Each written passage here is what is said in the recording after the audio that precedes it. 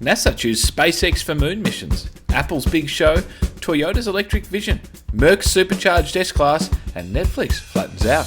These are the top 5 stories in tech this week, thanks to our sponsor Lead Express, guaranteeing ROI for your next B2B campaign.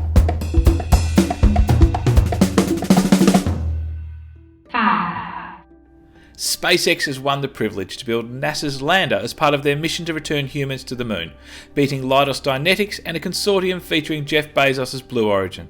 In 2020, each of the teams were asked to devise an innovative human landing system under the Artemis program to ferry humans down to the moon's surface. This is the precursor to the establishment of the Artemis Base Camp at the south pole of the moon, where partners will establish the infrastructure systems and robotic missions that can enable a sustained lunar surface presence. With Bezos proudly claiming to be the tortoise in the race to the moon against SpaceX, he'd want to come out of his shell and get cracking soon. 4. Has Netflix's subscriber growth peaked? Well, it appears so, which is why the stock was sold off by about 10% after releasing the latest numbers. In the first quarter of 2021, they added 4 million new subscribers versus a forecast 6 million, a stark change from the COVID peak which catalysed 16 million new subscribers. In fact, 2021 isn't just looking like a poor year, it's looking like the worst year for new subscribers since 2017.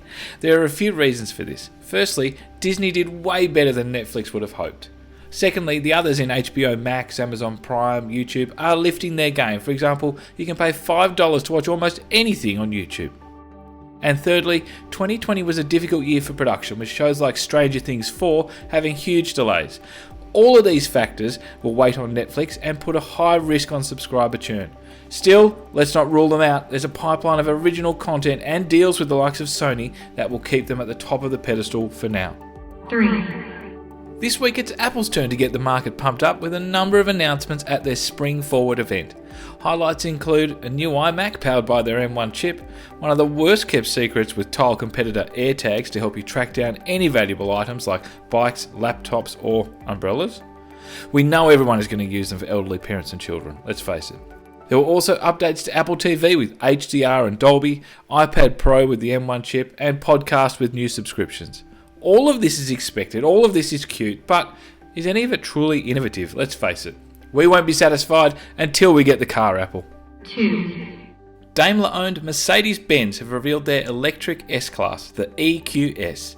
It's expected to have a range of 770 km on a single charge, thanks to its partnership with Chinese battery producer CATL, putting it ahead of Tesla's Model S. The world of EVs is a melee of action. Take a look at this EV ecosystem map drawn up by our friends at Granite Bay Capital that gives you an idea of the fierce competition of manufacturers, battery suppliers, tech companies, etc., all coming together. 1. Toyota, for a while the laggard in the EV space, despite being early pioneers, have stepped up, announcing an EV strategy that will see 70 new models, including 15 battery electric vehicles, on the road by 2025. The new EV vehicles, under the Beyond Zero brand, will start rolling out this year with a release of the BZ4X, with other models being powered by hydrogen fuel cells and gas electric hybrids. And that's a wrap for this week. Big thanks to Granite Bay Capital for their insights. Subscribe to their Substack for more on any of these stories. And Lead Express, who can guarantee the results for your next B2B campaign. Click this link to find out what ROI you can lock in for 2021. My name is Tommy McCubbin and you can find me at futuresandwich.com. This has been Future Sandwich News. We'll see you next week.